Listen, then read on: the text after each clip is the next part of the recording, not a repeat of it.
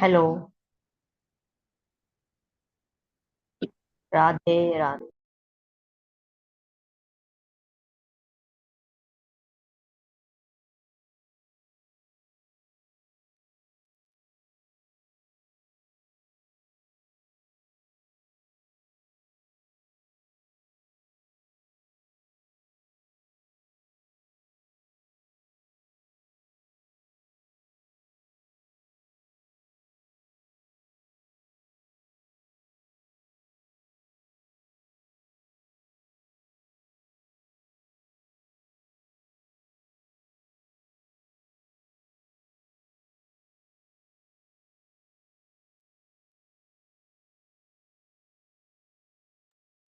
Hello, Vaichakri. I'm visible.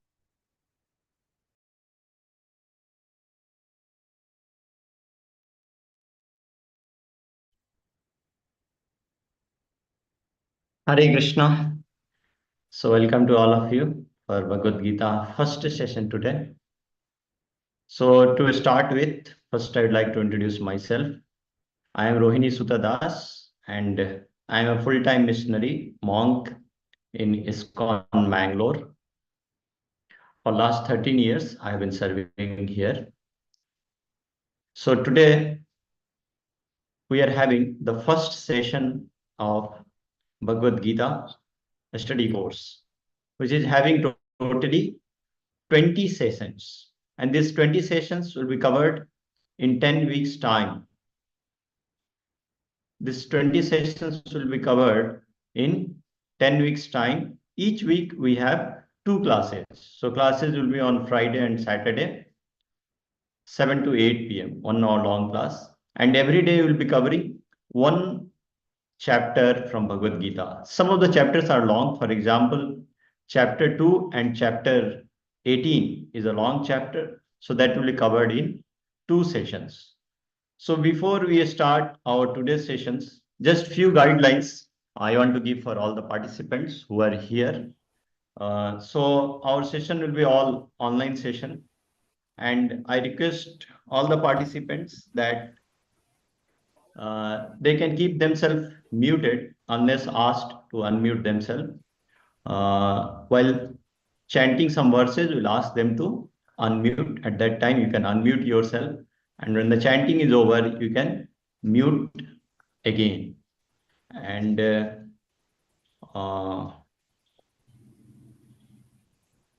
we have this session being live on YouTube also.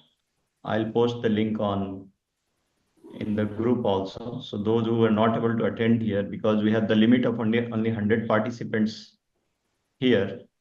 So those who are not able to join here can attend online on the YouTube platform.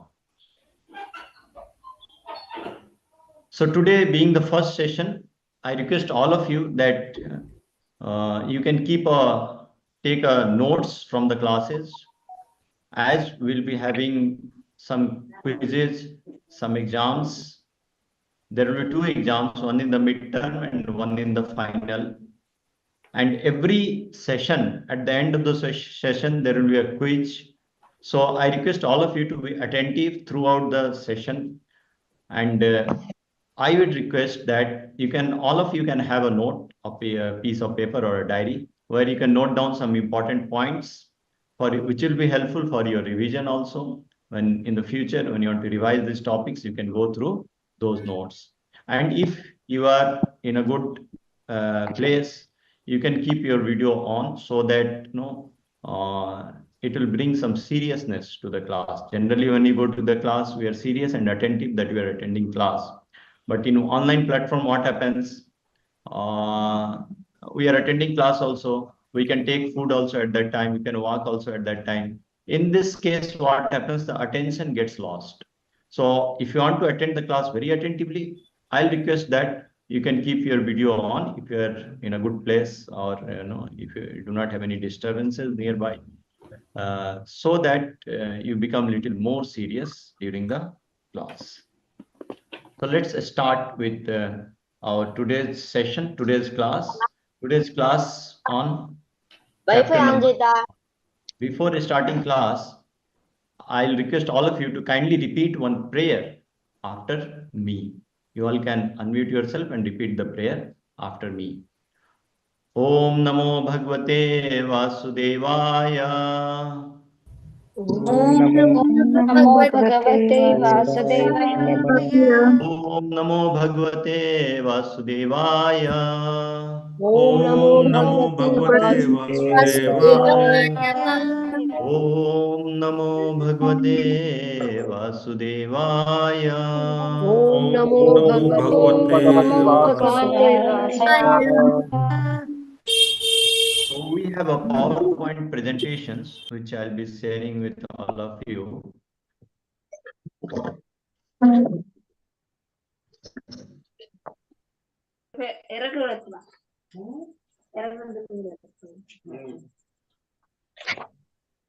So our presentation is based from the book called Bhagavad Gita as it is, whose author is His Divine Grace A.C. Bhaktivedanta Swami Prabhupada, who is the founder Acharya of International Society for Krishna Consciousness.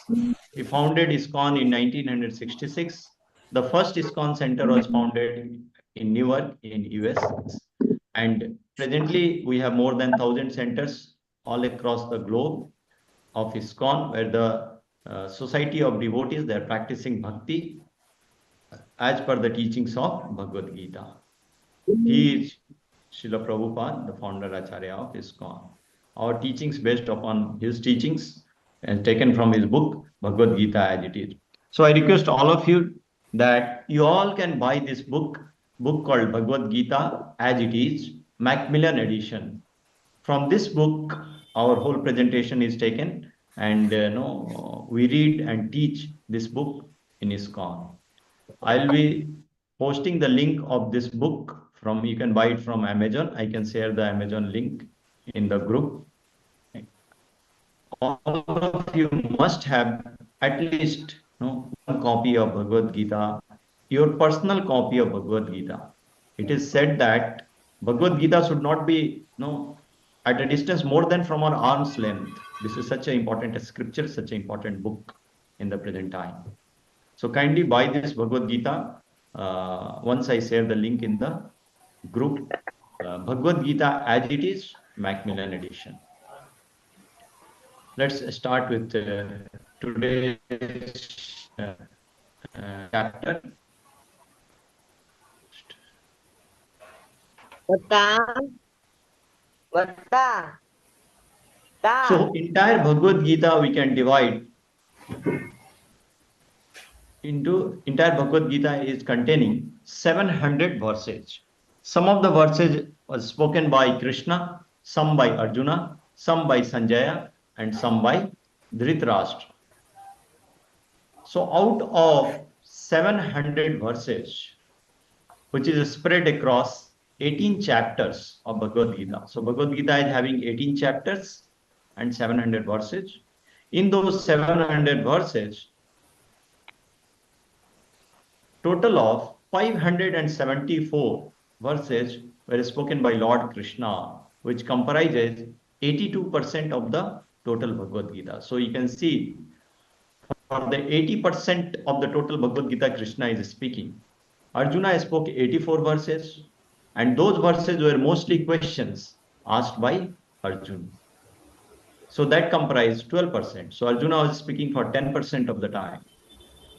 Sanjaya spoke 41 verse, that includes 6% of the time, and Dhritarashtra spoke just one verse, which is the first verse. The first chapter named as Observing the Armies on the Battlefield of Kurukshetra. So this Bhagavad Gita, if you see, if you set the prelude to the Bhagavad Gita, Bhagavad Gita is actually also known as Song of the God. That means the song sung by the God. God is none other than Supreme Lord Krishna. So the words spoken by Krishna on the battlefield of Kurukshetra, that is called Bhagavad Gita. In Mahabharata, if somebody, if some of you know about Mahabharata, the great war. Which is a big. Jackie కూడా ఆడినాడు. Sorry. Okay. The great war, the part of Mahabharata is this Bhagavad Gita. When the war is about to start, the war is taking place between the Kauravas and the Pandavas, who are none other than the own brothers, cousin brothers in the same family. Before the war is about to start, there is a huge army on the Kauravas side, and there was a huge army on the Pandavas side also. And the battlefield where war was about to happen is called Kurukshetra. And Krishna was on the side of Pandavas, and Krishna's army, Narayani Sena, was on the side of Kauravas. So big war is going to happen. This kind of war is not fought before, and nor is going to be fought in the future. Such a great war it was. Seeing the situation, Arjun is telling his charioteer. Who is the charioteer of Arjun? Arjuna's charioteer is Lord Krishna himself. So Arjun is asking Krishna to take his chariot in between the two armies. And from there, in between the two armies, Arjuna starts observing the entire army on both the sides. And that's what this chapter is named, Observing the Armies on the Battlefield of Kurukshetra. This was by Arjuna. And what happens after Arjuna observes all these armies on both the side, on one side Pandavas, the other side Kauravas, that we will have in this chapter. So this chapter consists of 46 verses, verse number 1 to 27, first section, and 28 to 46, second section. The first section, more or less introduction, that is the preparation for the war, how both the parties, the Pandavas and the Kauravas, were getting ready to fight. And the second section, 28 to 46, that starts after Arjun observes the armies. When Arjun tells Krishna to bring his chariot in between the two armies, from there, after observing, then Arjun is having a lot of doubts. After observing the armies, Arjuna is started panicking. He has a lot of doubts and he starts asking questions to Arjuna. In fact, he says, fighting is not better. Let's stop fight. Let me go to the forest. Such kind of doubts Arjuna starts asking to Krishna.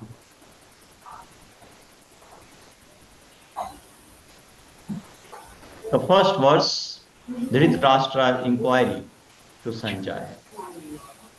Dhritarashtra, basically Sanjaya was the Sisya, disciple of Vyasadeva. And by the mercy of Vyasadeva, Sanjaya got the divine vision or Dibya Chakshu. So he could see or observe the battlefield sitting in the room, sitting in the palace where Dhritarashtra was there. So Sanjaya was describing the entire battlefield, what is happening to Dhritarashtra. So this was the first question by the Dhritarashtra, the first verse, the question by the Dhritarashtra inquiry to Sanjaya. Then Sanjaya starts answering. And in verse number 2 till 11, the next 10 verses, Sanjaya is describing Duryodhan's fear and his diplomacy in describing the armies. Basically, Duryodhan goes to Dronacharya and describes the warriors and compares them.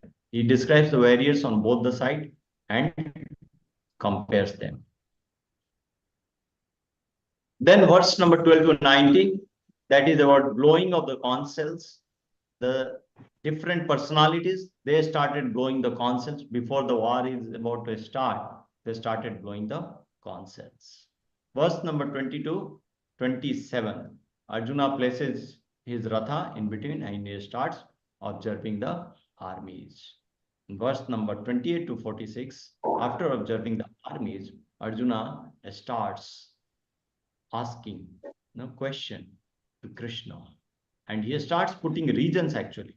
Now he is not prepared to fight. In fact, everything is ready. Both the side is ready. The war is about to begin.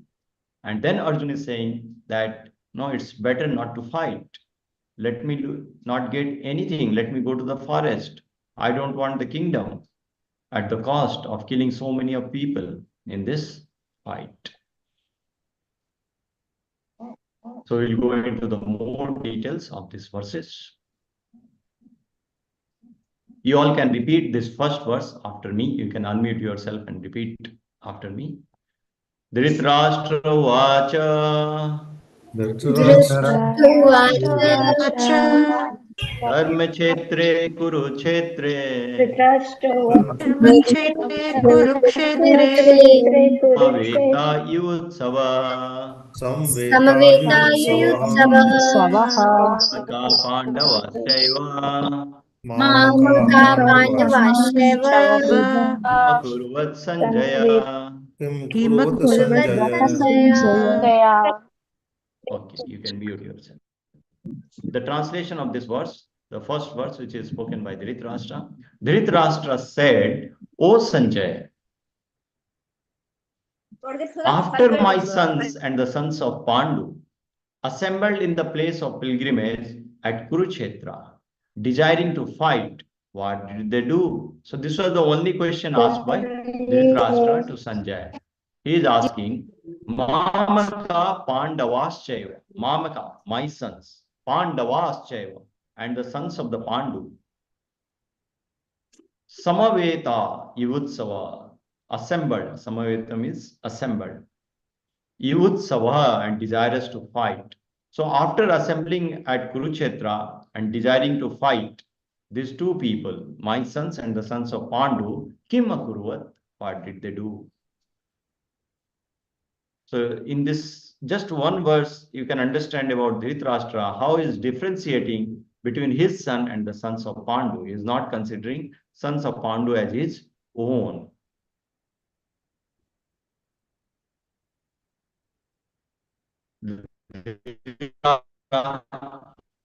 Material blind, and he is spiritually also blind. In this verse, you see how he is being partial to his own sons. So because being in the bodily concept, he's too much attached to his son. He knows that his son is on the wrong side, is on the side of adharma. Still, he is favoring his son. Why? Because of the bodily concept, the bodily attachments with his son.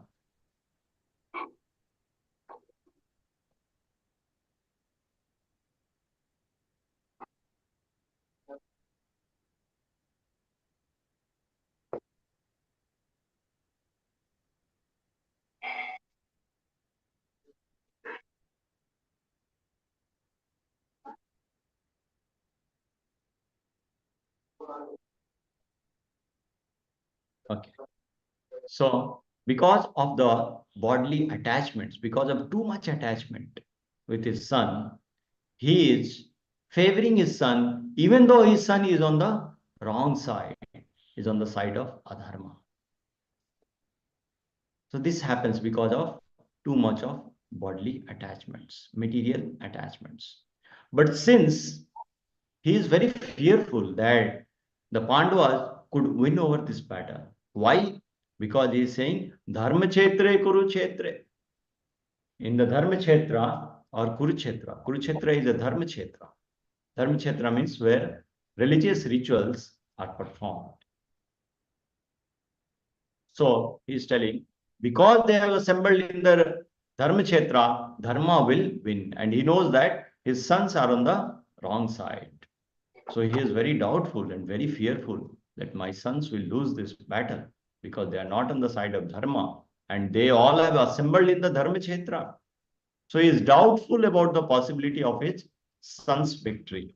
And secondly, Lord Krishna, the father of the Dharma, he is on the side of Arjun. So that because of that reason also, Dhritarashtra is very, very fearful. And Pandavas are righteous, are on the Dharma side.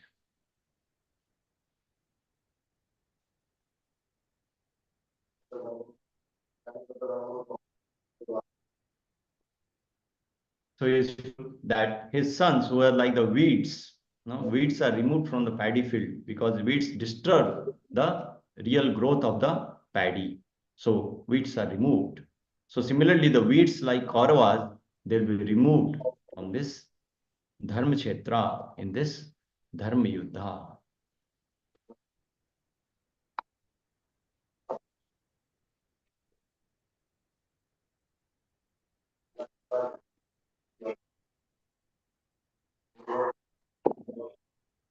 Further, Sanjay starts describing about Duryodhana. Sanjay is telling to Dhritarashtra what he is saying because Sanjay can see in his divine vision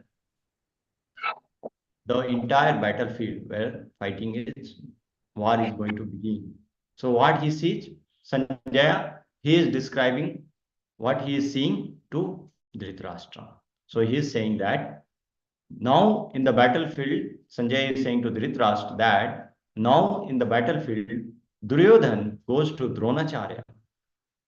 Duryodhan goes to Dronacharya and describes the warriors of the Pandavas army and his own army. Both the sides' army is describing. And he is comparing also. Duryodhana is comparing the army on his side and the sides of Pandavas to Dronacharya. And he says that Dronacharya did a mistake by imparting military secrets to Drishtadyumna. Drishtadyumna was the commander-in-chief on the Pandavas side. So those days, the Brahmanas were very liberals, that even the people from his army camp, he comes for asking for something, they used to be. So Drishtadyumna received the military secrets from Dronacharya, even though Dronacharya knew that Drishtadyumna will fight against me, but still he was liberal enough to impart this knowledge to him. And who was Drishtadyumna? Drishtadyumna was the son of Drupada. And Drupada and Dronacharya as a rival. So,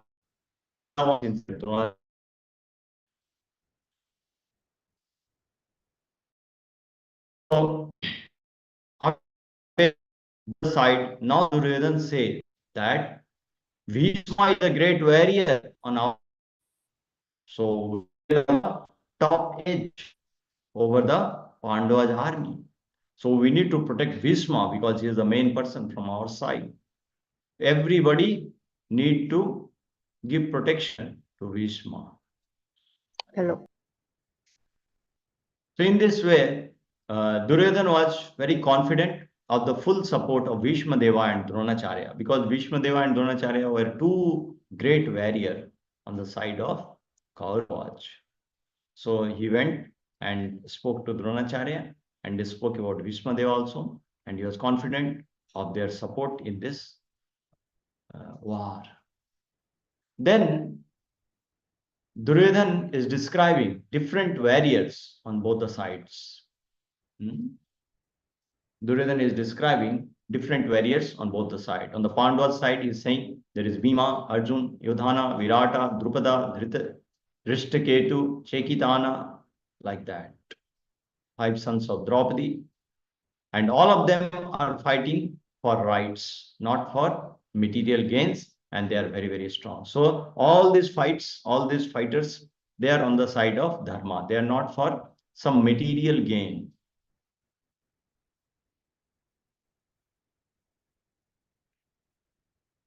And these people are Maharathas. The term Maharatha, Adhirathas, means they can fight with 10,000 charioteers. 10,000 chariots. At alone, they are called as Maharathas. Adhirathas. So there's such a great warriors. Alone they could fight with so many archers. Maharatha is one who can fight alone with 10,000 archers.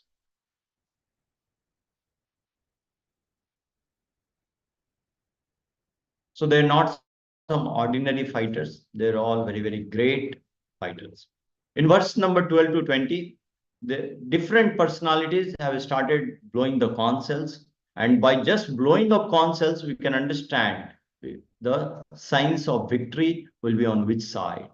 The conch shell itself indicates that which party is going to win. The victory will be there on which side.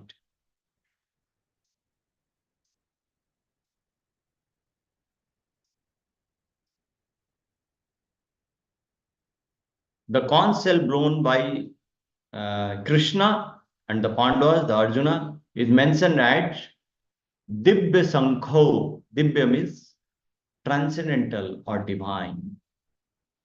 Transcendental means which is beyond the control of this nature, beyond the modes of nature, or which is very divine. So the conch shell blown by Krishna and Arjuna is termed as Dibya, is termed as divine, while the conch shells blown by others Your is voice what is termed as transcendental or divine. That itself shows the conch shell blown by Krishna is bearing the sign of victory on the side of the Pandavas. So in this way, Sanjaya is informing Dhritarashtra, and very tactfully is said that the signs are already there and it's clearly indicated that the whole Kuru dynasty would be killed in this great battle. And the unlawful policy, basically Dhritarashtra unlawful policy, he wanted his son to become king, while the rightful claim was for the Pandavas. hello. So his unlawful policy of Dhritarashtra to deceive the Pandavas was not very laudable, was not very right. Because of this, Your voice is this breaking. entire dynasty Kauravas will be finished. These are the names of different cons by different personalities. Lord Krishna blew Panchajanya, Arjuna Devadatta, Bhima founder, Yudhishthira Anant Vijay, Nakula Sugosa, Panchajanyam Rishikeso Devadattam Dhananjaya, Paundram Dadmo Mahasankam, Bhimakarma Brikodaraha. So all of you should read this Bhagavad Gita again. This class will not be enough. After attending the class, all of you must read Bhagavad Gita, the entire chapter. So after every chapter is over or before the chapter you come for the class, one reading you should do of this Bhagavad Gita, that chapter which is going to happen. Then you will understand. You should read the verse, the translation and the purport also, the description also. Then it will give you some idea, some clear-cut idea about what it is going to say, because the knowledge of Gita is so important in our life. Our whole life should be guided by the knowledge of Gita. So this one book, Bhagavad Gita, Shankaracharya also said, let there be one book, Bhagavad Gita, let there be one God, Lord Krishna. So this one book, Bhagavad Gita, is so important that if you don't have any other book, but if you have just one this book, it is enough to guide our life. The essence of entire Vedas and the scriptures is contained in this Bhagavad Gita, because this is the direct word of Lord Krishna. Supreme Lord Krishna directly speaking to all of us through Arjuna. So this is such an important literature, such an important book. Without fail, if somebody has taken birth as a human being, to know the purpose of a human being, to know the purpose of a man or the woman, we must read this Bhagavad Gita to know the goal of life. We think the goal of life is to eat, to sleep, to mate and defend. But this is available in the animal society also. They also eat, they also sleep, they also mate, they also defend themselves. What is the difference? What is that quality which differentiates the human civilization from the animal? That is this dharma. So what is dharma? How to know about dharma? For that, we must read this Bhagavad Gita to understand it. Because unless we understand how we can lead our life in a proper way, our life will be misarrayed, misdirected.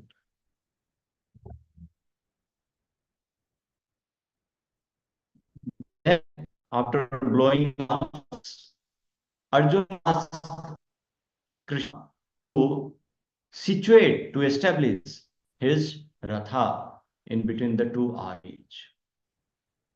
And after being situated between the two armies, Krishna is saying to Arjun, please see, oh my friend Arjun or Parth, see all the Kurus who are assembled here.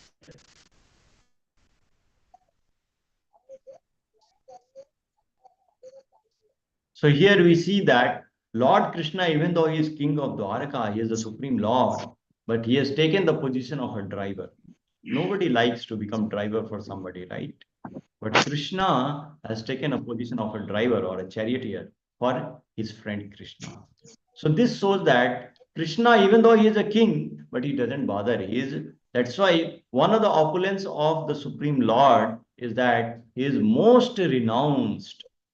Even though he is the most opulent, most rich, most beautiful, he is a king, he is the supreme God. Still, he You are does not hesitate to take the position of a driver or a charioteer for his friend Arjun. So this shows that Krishna has one more opulence called his renunciation. So he is the most renounced also. He is not bothered or cared for anything. So Lord Krishna takes pleasure in serving his unalloyed pure devotees like Arjun. Krishna wants to serve his pure devotees, and pure devotees wants to serve Krishna. So there is a competition between the devotees and the God, devotees and the Lord. Devotees want to serve more and more to the Lord, and Lord wants to serve more and more to the devotees. Because Krishna, whatever position he takes, his supremacy is never challenged. Nobody can cross him. Even though he's a small child of few months old, he can kill Putana. So, even though he's a child, he's the supreme God.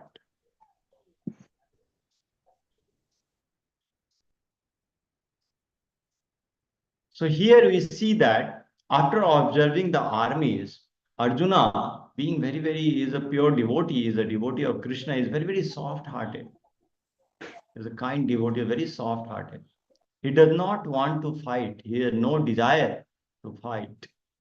But because Duryodhana forced him, so he was fighting. Otherwise, he had no desire to fight. He was happy with those 5 villages, but Duryodhana didn't give that even 5 villages. And a Kshatriya cannot live without ruling. Kshatriya cannot beg. They cannot live on charity. They must have a kingdom to rule. So Duryodhana was not ready to spare even 5 villages. So that's why they're forced by Duryodhana. Pandavas were forced by Duryodhana to come to this situation of fighting with each other.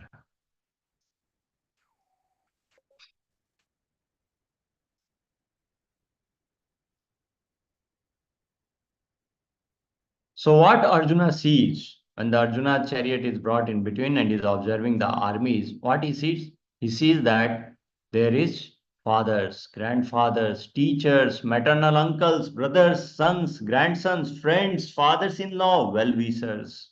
See, all relatives are there. Bhurisrava is there, Bhishma, who is a grandfather, teachers like Dronacharya, maternal uncles like Sakuni, Salya, brother like Duryodhan, Vikarna, sons like Lakshmana, grandsons like sons of Lakshmana, friends like Aswathama, father-in-law like Drupada, well-wishers like Kritavarma. All are known people, all are near and dear ones, all are kinsmen, all are relatives, all are family members. And Arjun is seeing that I have to fight with all of them who are my family members. It's not easy. Just imagine, you can think of that. If some of our relatives are there on the other side, the grandfather, the maternal uncles, the teachers, how difficult it will be to fight. And Arjun has to fight with all of them. That's why he became very, very upset. He was overwhelmed by compassion. He didn't want to fight. So now Arjun starts quoting regions because he didn't want to fight. So he starts quoting region to Krishna. He gives basically 4 reasons that why he should not fight. He didn't want to fight, and why he should not fight. He is giving 4 reasons. He is saying, I am having compassion for the relatives and friends, and because of my compassion for them, my attachment for these relatives and friends, my limbs are quivering, mouth is drying, the body is trembling, the hair is standing, from the hands, Gandiva is slipping, the skin is burning, and the legs are unable to stand any longer. So Arjun has become fully, we're seeing the own people on the other side. He become overwhelmed with compassion for them. And because of this, these signs and the symptoms were showing up in his body. And he's telling, I am forgetting myself. My mind is reeling. And he sees this as the cause of this fighting, as the cause of misfortune only. Nothing is good is going to happen. All these symptoms are coming because of weakness, because he is soft-hearted devotee of the Lord. So generally the devotees of the Lord has all good quality. They do not endeavor separately to get good quality. Devotees, automatically the good qualities comes to devotees. And the non-devotees, they lack the good qualities.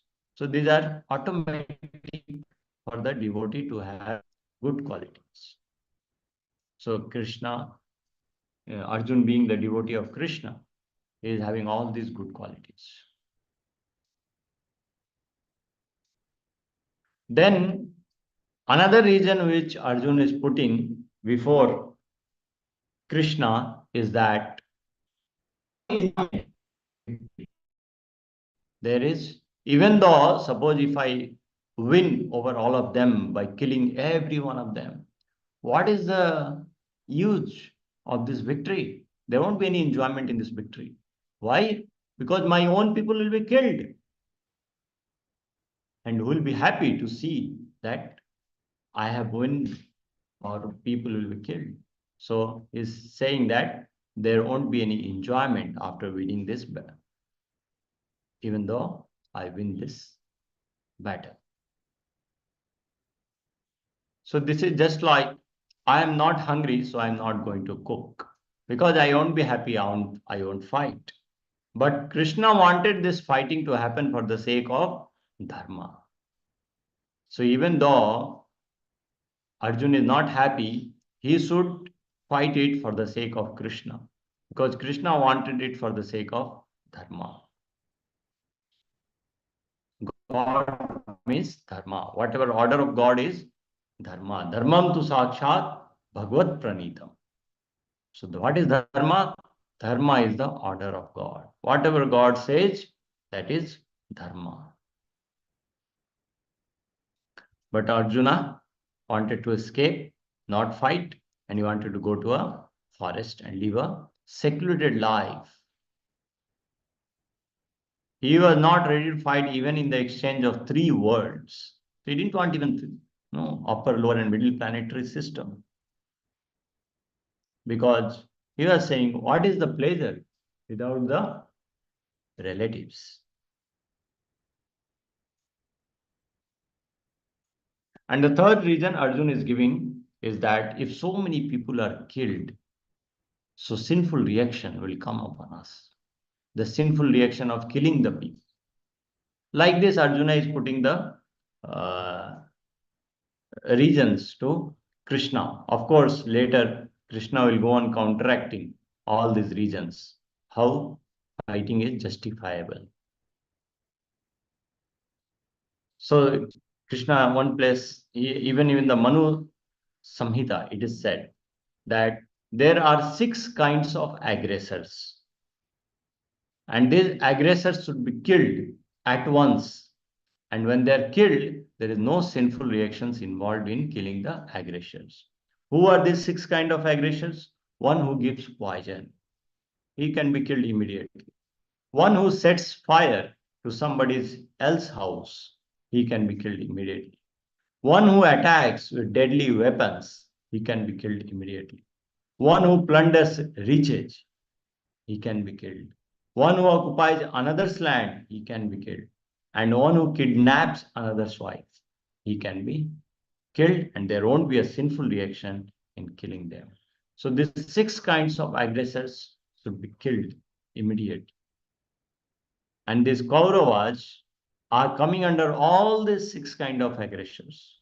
They have given poison to the Bhima. They have set fire in the Lakshagiri. They have attacked with the deadly weapons. They plundered their riches. They occupied their land. They kidnapped their wife. So they are coming under all the 6 varieties of aggressors. So there is no sin in killing them at all. Krishna is trying to convince them in this way. So basically, Krishna wants the fight to happen.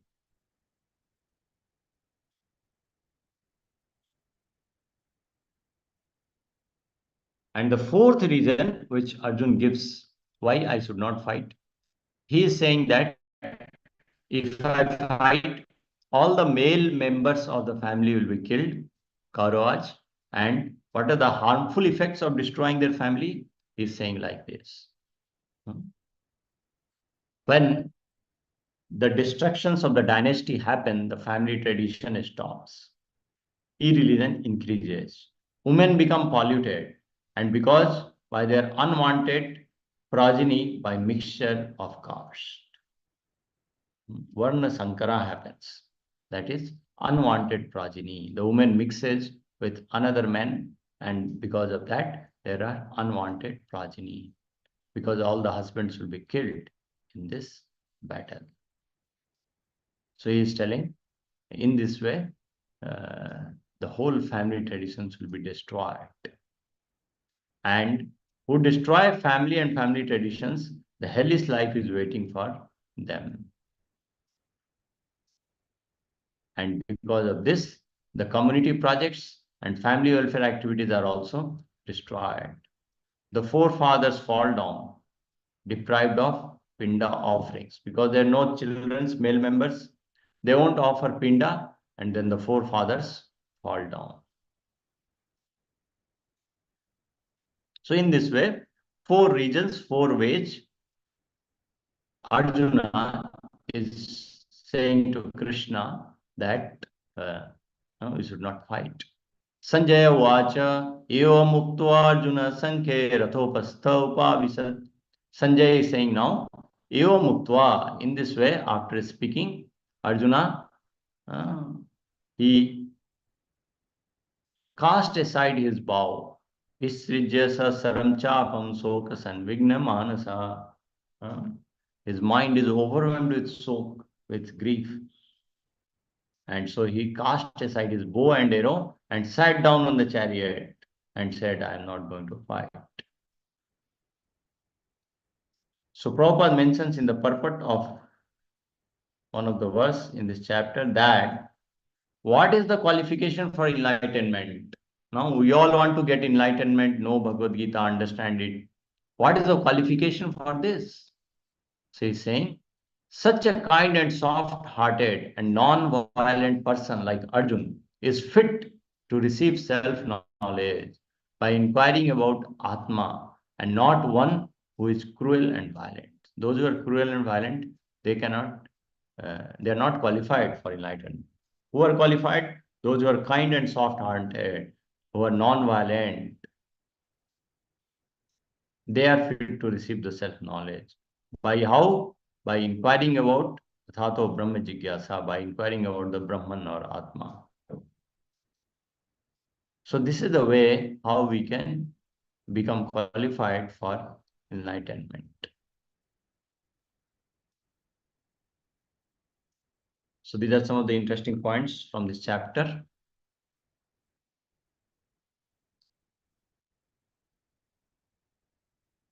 There are different names of Krishna, Arjun, and Bhim. Krishna meaning is all attractive. Names of Krishna, this is Krishna, Rishikesh, Madhava. Every name has a meaning. Rishikesh means master of the senses.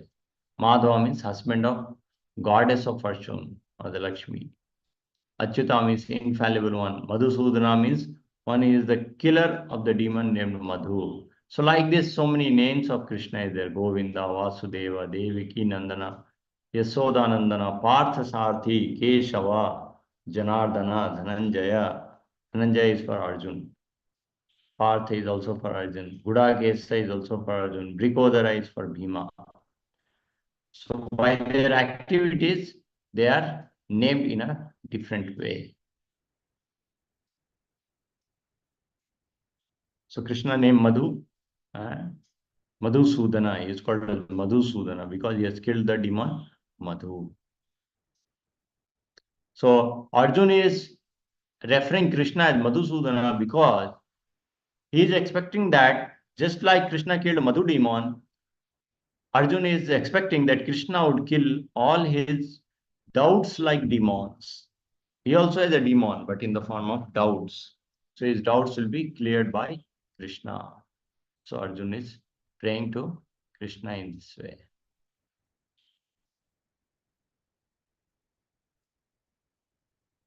What are the signs for the victory of the Pandavas?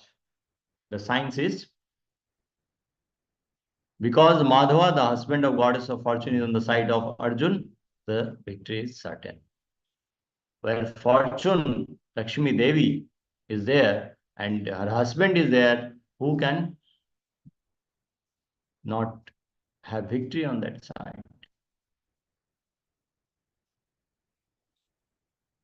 Agni Devas, divine chariots is there. Hanumanji on Arjun's flag. These are all signs of auspiciousness or signs of victory. So now we have a quiz time. So we have a question for all of you.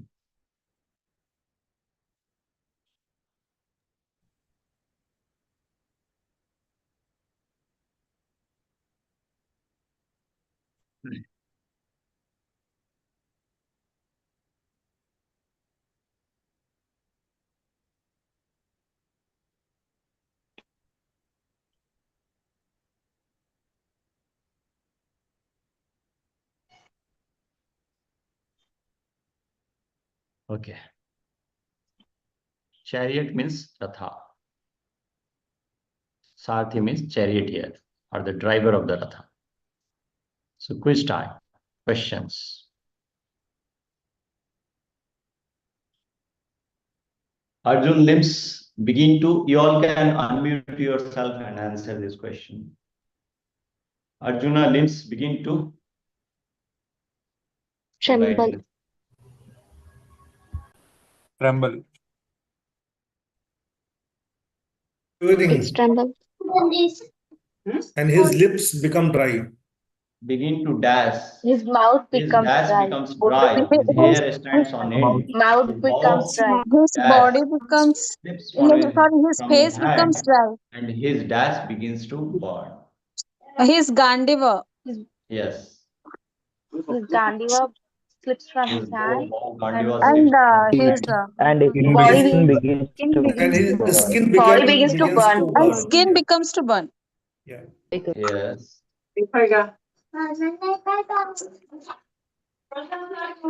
Good answer.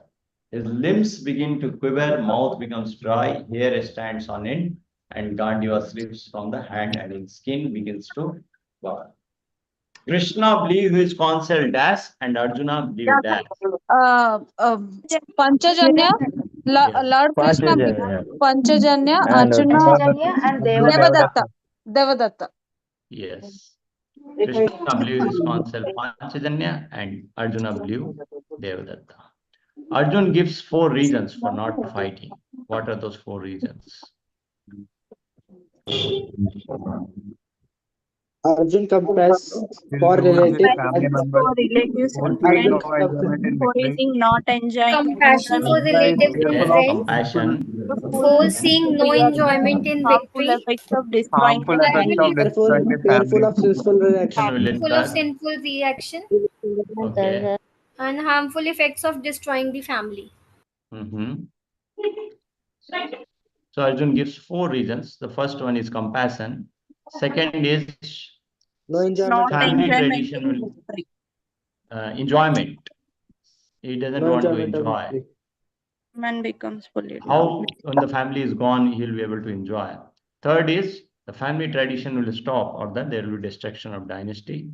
And the fourth one is the sinful reaction, fearful of the sinful reaction. What are the harmful effects of destroying the family? If the family is destroyed, the harmful effects is this: the destruction And of becomes dynasty, polluted the district. family tradition stops, nobody is able to do Pitripinda or other things. Then the Woman tradition becomes stops and the polluted. increases. And there are no male members, then the woman becomes polluted and there is unwanted progeny.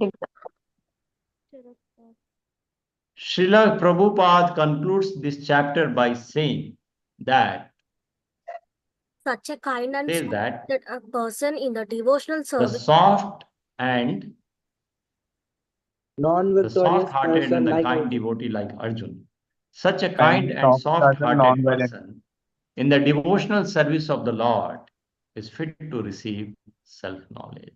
So who is fit to receive the self-knowledge? Kind Such and kind of soft-hearted. softness person. one Kind who and is Soft-hearted soft-hearted kind and person. person soft-hearted. in devotional service. Important is devotional service to the Lord. Simply somebody not soft or kind-hearted, but he should be engaged in devotional service to the Supreme Lord Krishna. Then he is fit to receive this knowledge.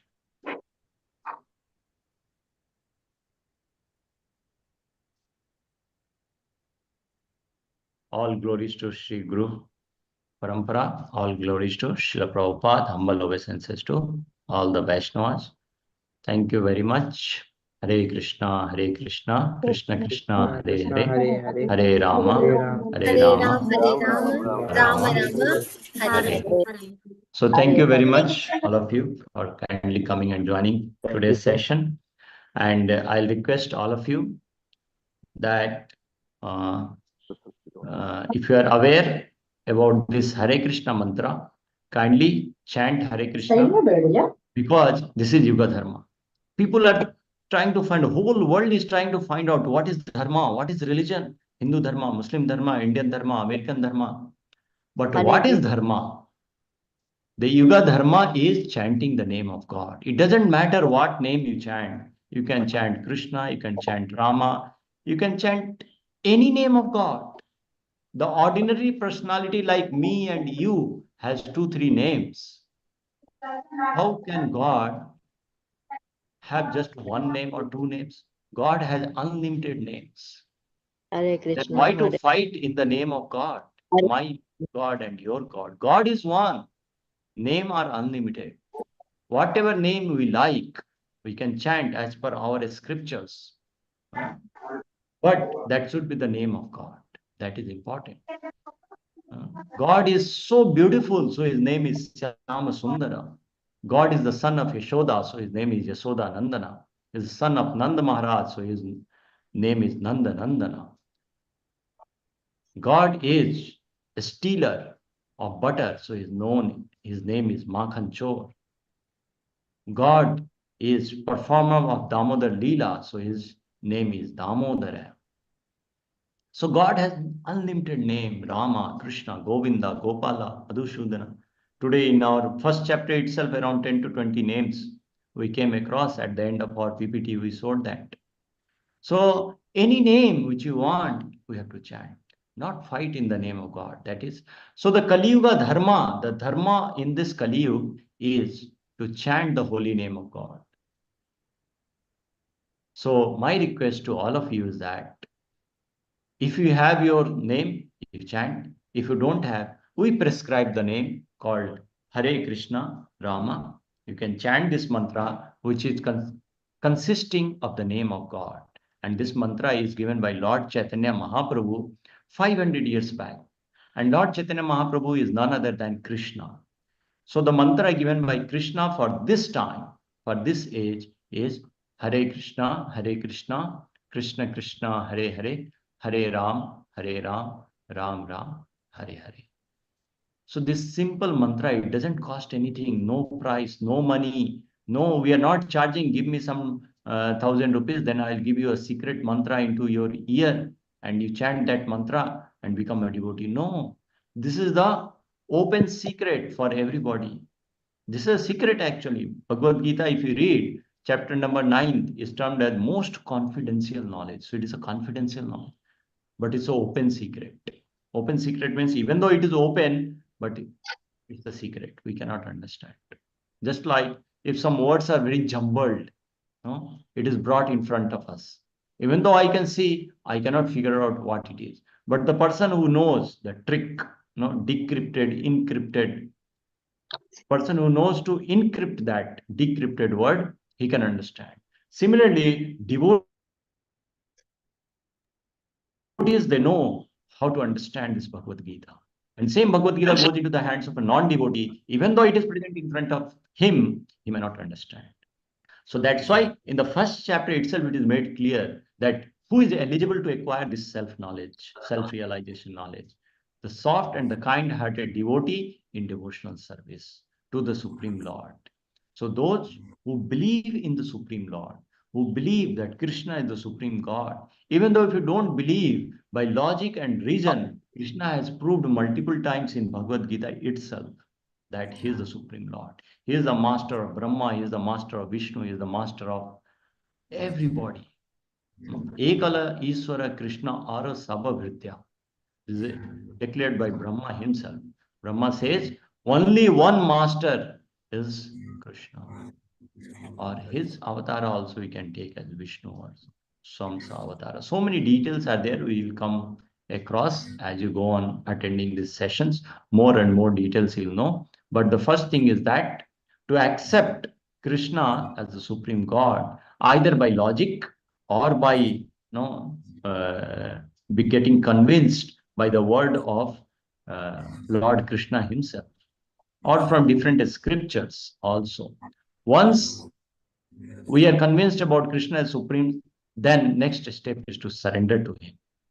And surrender means to follow what he says. And Krishna's order is very simple. He says, Patram Puspam Phalam Toyam. Just give me little water, little flower. That's all. His demand is not very high that only a rich person can afford.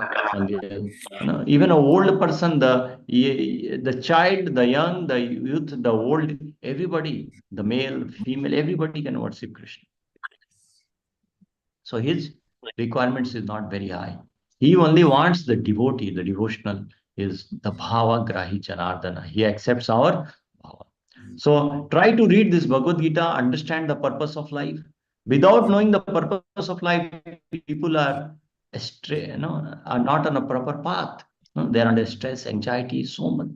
But this is great knowledge in Bhagavad Gita. We think we are the body, but Bhagavad Gita says we are not the body. And because of we think we are the body, all the problem is there. We think we are person of a country, then some another country attacks, we feel that, okay, we are at danger. Why? Because of this bodily concept of life. But Bhagavad Gita teaches us this body is also temporary. Today you are born in India, you are Indian. Tomorrow you may be born in China and you become a Chinese.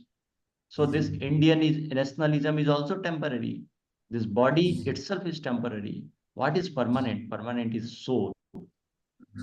You are permanent, you are soul. You do not die. When you know you do not die, how happy you will be. People are fearful of death. But devotees, they know they don't die. Because they are soul. Soul cannot die. Only body dies. Body, it changes the body. So this knowledge in Bhagavad Gita, the science of soul and body. So many rebirth, concept of rebirth, the concept of karma, So many concepts you will understand when you go through this course, go through the Bhagavad Gita. Try to continue with this session for all the 20 sessions. I am sure if you can attend all the 20 sessions, it will open a vast knowledge, yeah, a great knowledge it will impart to you, which you not have heard in your academics or anywhere in your life. But this Bhagavad Gita is giving those knowledge. The question beyond death, the question before birth, all those questions also answered in Bhagavad Gita. So try to read this Bhagavad Gita, become little serious, because it's not part-time job. Bhagavad Gita is not part-time job. This is the goal of life. Bhagavad Gita is the goal of life. Other things are just the maintenance. Roti, kapda, makan is the maintenance. That's not the goal of life. If you make food, clothing, shelter as the goal of life, then that is not bigger goal. That is a smaller goal. That anybody can do. Even a dog can maintain its food, clothing, shelter. But the bigger goal of life is to understand why I have been born here, why I have been given intelligence. This is the bigger question of life.